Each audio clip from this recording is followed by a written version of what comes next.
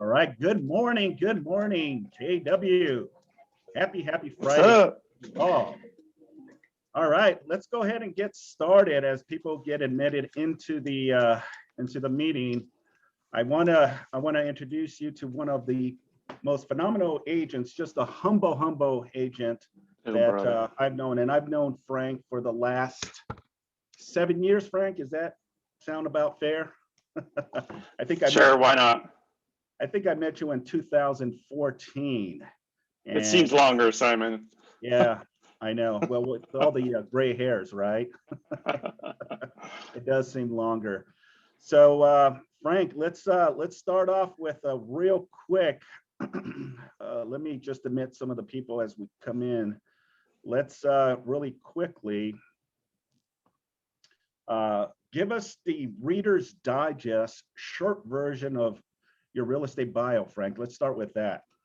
I got my license in 1999. Okay. That's short enough? No. Yeah. No, I was doing global sales for DHL and UPS first, and I did that business for 16 years. And a friend said, well, I saw an ad in the paper, like, do real estate by the beach. I don't know squat about real estate, but, and I showed it to her and she said, oh my God, I love real estate. Let's do that. So we both went and took our license. She showed up drunk as a skunk, and I really didn't study. We both somehow passed. And I just turned 40 at the time. I just figured, well, what the hell? Why not? I've been doing what I was doing for 16 years. I could advance, but I would have to move out of state or out of country, and I really didn't want to do that. So I just figured, why not? I'd done sales most of my life, so being commissioned didn't scare me at all. It actually encourages me. So that it was December something, I don't know, I'll say 11th, 1999.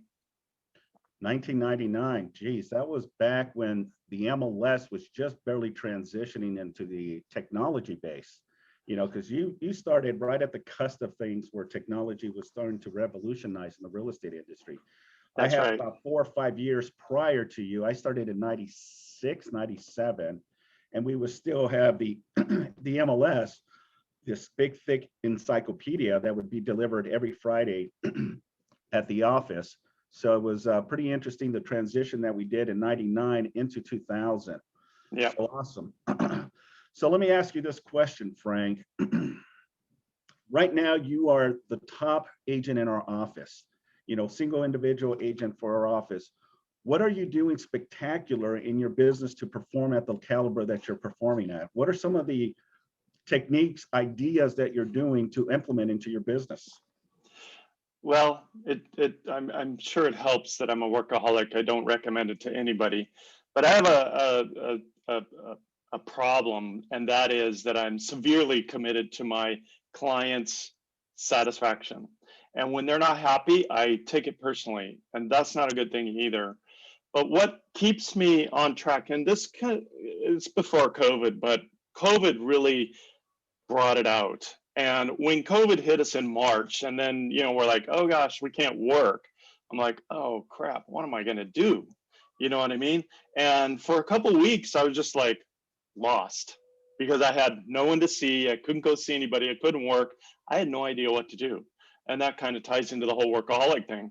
And what I did was I was like, well, all right, get your head together. Whatever's happening in the world doesn't matter. You need to control your world.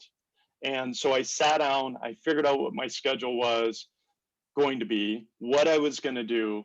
And to this day, it's exactly the same thing. And I wake up at 5:30 in the morning and I have 3.5 hours to myself. I have certain things that I do, like reading, meditating, making my thoughts for the day and getting my head open and unloaded. And just it's all me time, 3.5 hours every morning. And so when I joked with you yesterday, I said, you're interrupting my day at 8 o'clock in the morning. Like, I'm not ready. You know, I got my stuff I got to do. And, you know, so I get on the phones at 9 o'clock. So between 5:30 and 9, I'm doing my thing. And that's what really keeps me on track. I don't respond to client stuff until 9 o'clock. I don't respond after 6 o'clock unless I really like the client. They don't have my cell number. We have systems in place that prevents us from having to give our cell number out, which gives us time.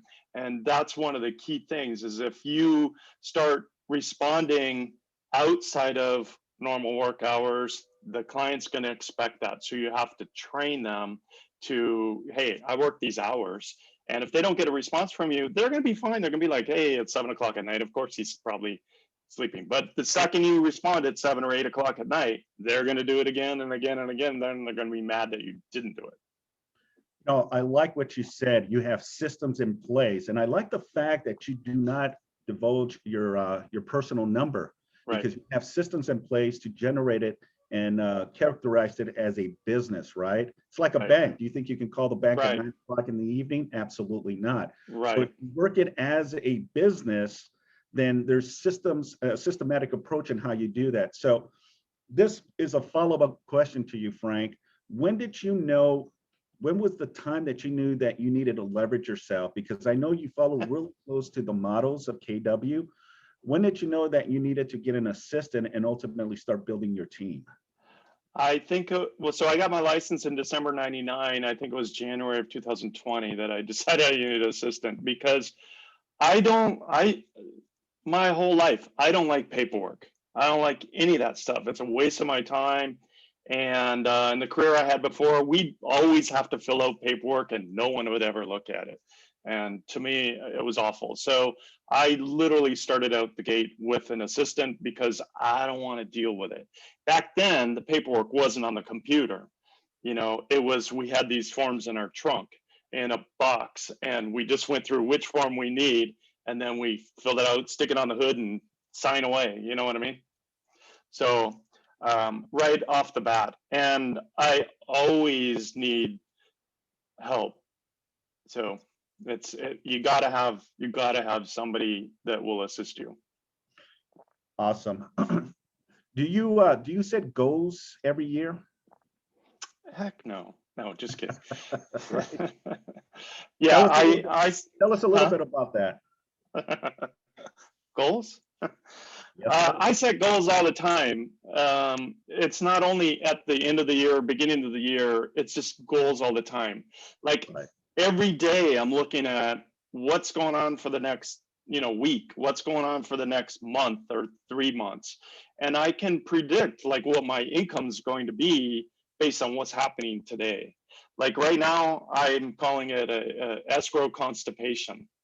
I've got 7 sellers and 9 buyers that I'm actively working with, and I can't get into escrow, and it's driving me crazy. And those are, I have a lot more clients than that, but those are the ones who are ready today. They've signed agreements. Speaking of agreements, we sign, I'm going to go all over the board here, but speaking of agreements, we sign buyer broker agreements with everybody. And if they don't want to sign them, I don't want to work for them, period. Beautiful. Tell me a little bit more of these buyer broker agreements. It's funny, Frank, because yesterday I was also doing the producer's mindset, and it was Philip, one of the agents. He was saying, always have that BRE. And I know you're a stickler when it comes to those buyer agreements. So tell us the reason why it's important and why you utilize it in your business. Well, it's important because it sets forth a working relationship. Okay, many years ago, 10 at least, I started using a buyer broker agreement, but I stopped using the car one. All right, because it's a bit overwhelming for people. But more importantly, I created my own because it has my own terms in there. All right, and it's a one-page thing. And so it has my own terms, but just like you go to a lawyer or even a doctor's office, you sign paperwork, right? But if you're going to hire a lawyer, you're going to sign paperwork. If you're going to hire they're hiring Verizon to come over to your house to set up Wi-Fi, you're signing paperwork, that kind of stuff. So it's a business arrangement. It also calls out the people who just want to BS you and say, no, I don't have an agent. And all of a sudden it's their cousin that's the agent. You know what I mean? When you get into writing an offer, it calls that out. And most people are ethical and honest. most people. And the ones that are, and you give this paperwork to them, then it comes out, well, you know, I got like so and so or whatever, you know, another agent, another my mom or whatever. So it's just an important documentation that you absolutely have to have. You do one when you take a listing. Why not when you do a buyer? Yeah, you're absolutely But correct. inside of that, it's not like here's this paper to sign it. I have an initial consultation with a client that's at least an hour, and I have all kinds of, I have a system for it. So um, we sit down, we talk about what they're looking for, we talk about the market, what they want, what they can expect, what they can expect from us. You know, all about what the market's like. We just give a whole picture, and then I have documentation and stuff that go along with that. That's awesome. You know, because the first thing I always hear from agents, they feel uncomfortable providing that buyer representation agreement. And I always say, why? Yeah, Would you not sign a listing agreement with a seller? right. Specific instructions. Why wouldn't you do the same for a buyer? Well, the thing with that, Simon, is that if you're uncomfortable about communicating to a buyer what your value is to them as the buyer's agent, then you just need to sit and study it a little more and figure out who you are as a buyer's agent and who you're going to be to that person as their buyer's agent. If you're just like in a listing, if you're doing an effective presentation, they're going to sign with you. Right. Like you're foolish if you do not sign a buyer broker agreement. Yeah, absolutely. No, I have to agree with you 100%. The importance, and these documents are there for your benefit and use. So, And but I just a like the, little, yeah, well, sorry, a little tag along on that is that there is legislation winding through the courts right now where this will require you to have a buyer broker agreement because the sellers in the future will not be paying for the buyer's site commission. Therefore, you will need to have that conversation with your buyer about how you're getting paid. If you do not have anything, you're not going to get paid. So you might as well practice on it now and get used to doing it now and make that just a part of your normal process because this will change. And it's probably what, maybe a year or two down the road where that will change. And you're going to have that conversation with your buyers. It just makes sense. This is your job. yeah, absolutely.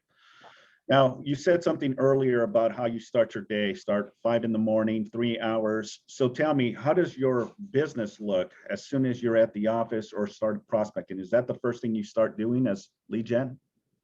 Yes, absolutely. If you want, I'll share my calendar with you so you can see. I've time my days, weeks, months, everything's time blocked, Okay, everything. And it doesn't change. If you want, I'll share it. Just tell me. I don't know if I okay, can. go ahead. Yeah. But it doesn't change. It's all time blocked. So from 9 to 11, I'm doing lead generation. If anything else gets in the way, like a couple times a week, I have a coaching call. So if anything gets in the way like that then I just move my time blocking around my lead generation time. And I don't call it lead gen. I call it setting appointments. Setting appointments. I love that. Awesome. You know, and all these little tiny things that you do just to trick your mind is like, if you lead gen, well, you can lead gen all day long, but if you don't have an appointment with the person, you're not getting paid. Right. Well, you can share your computer if you want, Frank. Show us. Okay, let me see. I gotta find it here. Let's see. Does that show up? No. Okay, well, let's see. Does that show up? Yes. Okay. So now I don't necessarily know how to go back, but that's okay. I don't do a whole lot of Zooms. I'm an even during the pandemic, I have people come into my house or I'd go to their house to do stuff because this whole Zoom thing to me is a waste of time. I don't find that people are really focused, but I got to move your photos around here. But you can see it's pretty well time blocked. Anything in gray is already done. Anything in red cannot be moved. Anything in orange, it's a hard date, but it can be moved. Over here where it says available, that's my showing time for the weekend for clients. So because I, unfortunately right now, and by the way, I'm looking for a couple of agents to join us because I have way too many leads and I can't get to everybody all the time. So what I do to give myself at least one day off, it's I work Saturday morning from 9 to about 1, and then I'll work Sunday afternoon from 1 to 5. So technically I have a half a Saturday and a half a Sunday, but it's good for me for now, so I'm living with it. But so this is every week, it's the same thing on the schedule. You can see next week. You see where it says set appointments, set appointments, set appointments, and then I can move all that stuff around if I want to. Since I'm working from home now due to the pandemic, I make sure I take a walk at 3 o'clock every day. Sometimes I don't make that, but if I have, like yesterday, I had an appointment with a client at 3:30, so I'll take that as like, hey, I'm getting out of here, so I'm in the walk. You know, Okay, how cool. do I get back? I don't know, but There should be a close button on the share button. oh, okay. So yeah, that's my calendar. But first I book, I put all my time off on there, like vacation times, things like that, into my calendar. I also use a hard book. It's actually a really good one. I recommend it. It's the Miracle Morning book. And this is a calendar. And so I have this sitting in front of me on my desk all the time because it's visible. All right. And that's set up in front of me so I can see it while I'm working. I stand at a desk. I'm sitting right now, but I don't like sitting too long. Yeah, I like the fact that you have it so organized that you have everything on your calendar. And then you Totally. have the color coordinated as well. So you know exactly what you have. Like for me, green indicates some type of income producing activity. That's Exactly. how, or commissions, stuff of that nature. Anything that I put on green means money. As a, like you said, Frank, as an avenue to kind of throw that into your mind. Yeah. You know, red is like you said, do not move. It's already set in stone. So good information, you know, and that's something that I believe all real estate agents should be practicing, you know, putting it into their Google Calendar and just, you know, stressing the fact of being so organized and being so structured, but mostly, you know, knowing exactly what your week looks like. Yeah. Yeah. And you'll notice that on the weekends, that's the green section you're talking about. That's money time. And so anybody on my team can see what my calendar is and be able to book something or not book something, you know, or at least it's all visible. They don't go, Frank, what can we do here? Anything. I also have a tracking sheet, Simon, that I keep. And so I keep track of my calls and stuff. I was doing a lot of training with a new agent this week, so there's fewer calls in here than I would normally have because I was having him make calls. But so I keep a tracking sheet of what I'm doing, and it's got appointment times, appointments kept, contract signed, closings, money, all that stuff. I do that Awesome. weekly. Very cool. Going back to your daily schedule, you said, and I always say to all the guest speakers that I have on the call, you know, there's no magic formula, there's no magic wand, no magic pill. What are you doing that's you're seeing the results? I mean, closing transactions. So I always stress the fact to the agents as that, you know what, it's good old blunt, hard dedication work that you put in every single day. So tell us, is there a magic pill, magic wand out there, Frank? Yeah, do you want some? Yeah, all of us want it. So, well, no magic pill. I'd say for me and probably most people, the key thing is and Vin, my associate, fought me on this for years. Vin's been with me for, I don't know, 6, 7 years, something like that. But he fought me on it. It's like, oh my gosh, I can't time block, I can't schedule, I won't have any time, I won't get anything done. You absolutely have to be time blocked. You have to be scheduled. That's the magic pill. And you might be going, oh gosh, this is complicated. It's super simple. And once it's set, every week would be the same thing. You don't have to worry about that. You just put people in the slots or put activities in the slots. It's super simple. That's awesome. If anybody has problems with it, just let me know. I'm happy to help you. It's like the easiest thing. Yeah. What are some of the challenges that you're facing right now with very low inventory, contingent sales? You know, share with us what you're doing.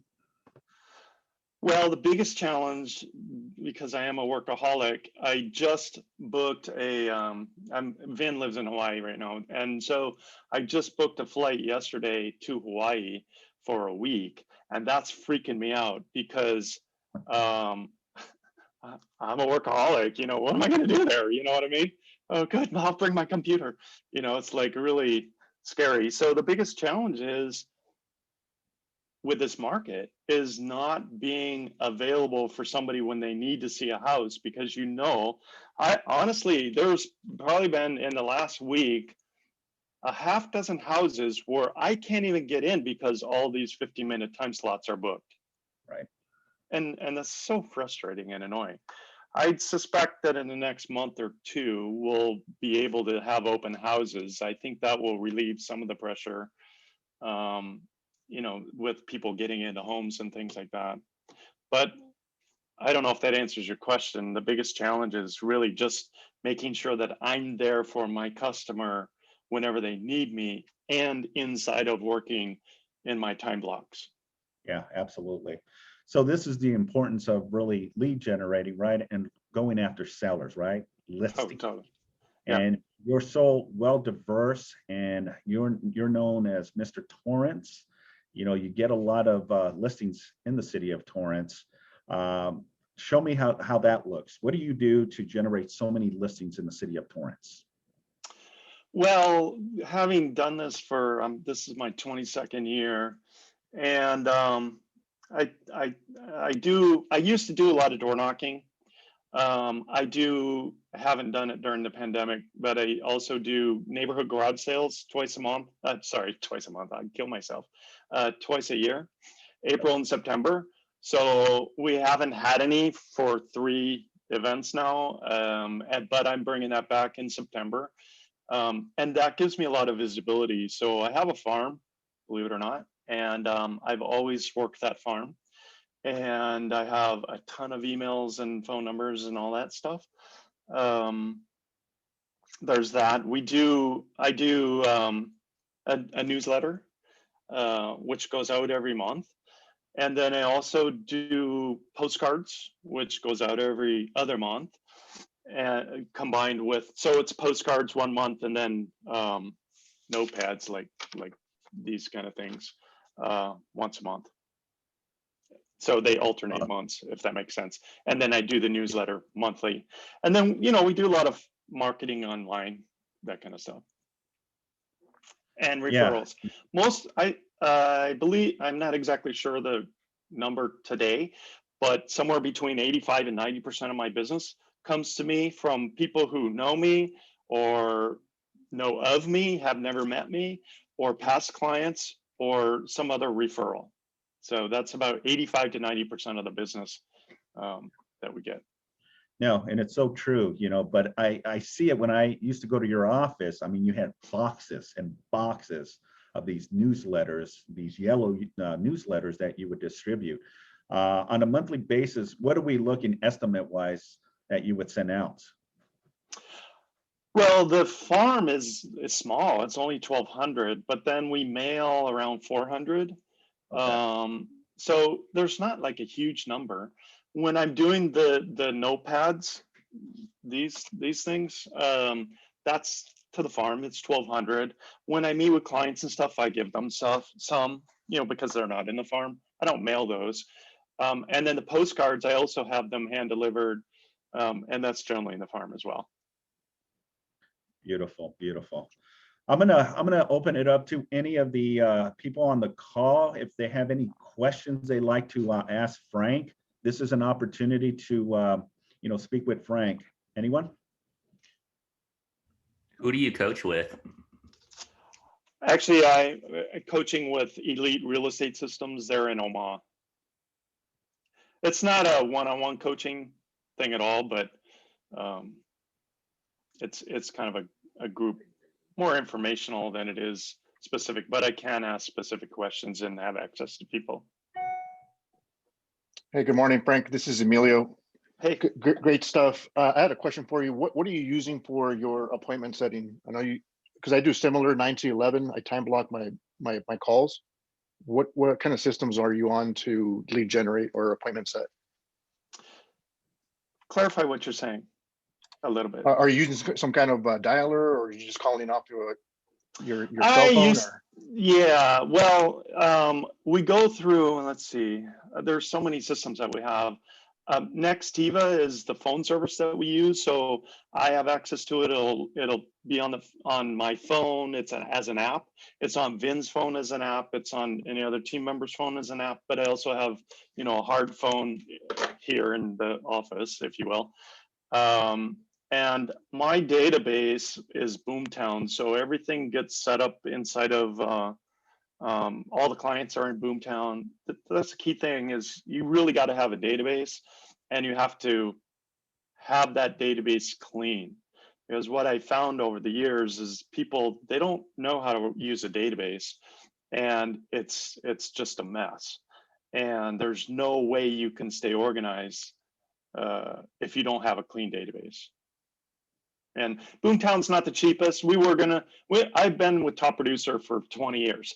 And we were going to go with KW Command a couple, 3 years ago. And, all the hoops and all that sort of thing. It's just kind of like, well, Boomtown showed up a couple years ago, a year and a half ago, and it's very expensive. But I was like, well, I want something that works. I don't want something that will work someday down the road.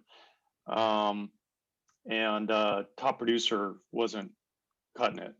They kind of fallen by the wayside in terms of ability.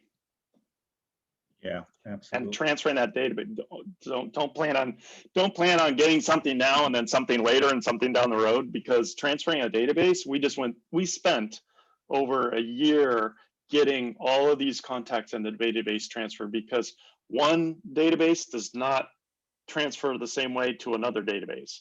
And it was a nightmare. I literally just finished that last week, and it was a nightmare. So if you're going to get a database, get a good one, stick with it. Well, Yeah. what dialer are you using? I don't use a dialer. I used to use a dialer in the past, but there's pluses and minuses to that. My argument on that is then I got to load everything into the dialer. And then then you got two different places where you're working. I don't really care for that. I just dial as fast as I can. If it rings 3 or 4 times, I hang up and I call back again. That's what we call double tap. I double tap everybody. Nice. Love the questions. Thank you. Thank you both for Yep. sharing. Anyone else have any questions for Frank? So do you use Boomtown to take on your sign calls and internet calls? 'Cause I have a virtual assistant. Yeah. They're based international, so the time zones are wacky, but he works with our time zone. But as far as sign calls go, I'm starting to get a lot of that influx in internet leads too. Do you have Boomtown, from your experience, do you have them take on those calls? Like you redirect those calls to their server and then have them schedule an appointment or nurture the lead until they're ready to meet with me or meet with you or anything like that? Well, there's nobody better than you to take calls. Okay, just so you know. You can, I don't know if Boomtown will take calls. They do lead generation and they go into the system.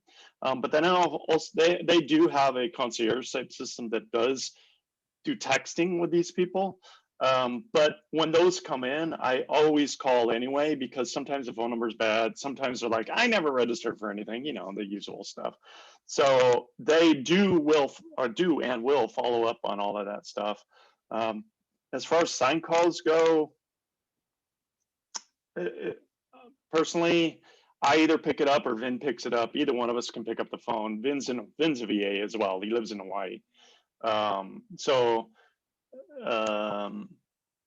Those are the best calls if you can get them. A lot of times they're agents, though. You just want to like get off the phone fast. Yeah, that's Sorry. the whole point. I mean, I have my VA taking some calls. Yeah. English is actually pretty spot on. Boomtown had approached me about them actually scheduling appointments and getting them to the preferred lender and all that stuff. So I figured if it saved me 2 or 3 steps, then it's definitely worth the $1,500. So yeah. Well, if anybody wants to do Boomtown, let me know. I can get you a discount. So touch base. Before we go, I want to just say, and I've got more time if anybody wants to have more time, but I'm looking for people to join us. As I mentioned, I have more leads than I can handle. I turn away business because I just don't have the time for it, you know, especially now with the way the market is. But so if anybody's interested in talking, let me know. I'm happy to chat with you, do a KPA and DISC and all of that, and really see if it makes sense. But more importantly, I want to find out like what's important for you in your real estate career. What do you want? What are you trying to get to? What do you need? And this, and you know, I've got experience in the market. I want to move out of what I'm doing, and that is day-to-day sales. So looking to expand that. Awesome. Any additional questions before we cut loose? Simon's texting me emojis. I have a question. Yes. Okay, Good morning. so I know earlier on that you were talking about how you get the buyers to sign a buyer agency agreement. When you do that, is there something particular that you say to them to kind of like explain that so it doesn't come off kind of the wrong way? Like, I don't, you know, I really think it's important right now, especially because you could be doing multiple offers for the same client and getting rejected. You could do a lot of running around right now. And, you know, I think it's really important that you have that agreement. I just want to know the right way to kind of broach that. Yeah, well, my always, for buyers and sellers, the script is sit down, shut up, sign here. Kind of like my driving. Yeah, like my driving. yeah. Look out, everybody. But no, that's okay. That's a longer conversation than we really have time for here. But you want to first get your buyer agreement that you're going to use, whether it's CAR or you create your own, and then you want to know what it says, and then you want to have people in for an initial consultation. Now that could be in person or phone or Zoom or whatever you want. Personally, Okay. I prefer in person because then you really have a connection. And then you explain what you're going to do, and you say, look, I'm going to be your exclusive agent. And if you see a house or online driving by new houses, whatever, call me, and then I'll do all the legwork for you. Okay, thank you so much. Yeah. By the way, and before everybody goes, if you need to reach me, my number is 310-344-9145. I'll put it in the chat here. Awesome. And then that way, if you have more questions, you could reach out. Beautiful. All right, Frank, I think our time is up. I know we could Okay. probably go an hour long with some of these questions. So thank you everyone for sharing their thoughts, and you know, really appreciate you guys being on the call. So thanks again, Frank. So Have a good day, everybody. And everyone have a phenomenal Friday and a wonderful weekend, and go out there and crush it. Make some money, Simon. Thank you. Bye, guys. Bye-bye.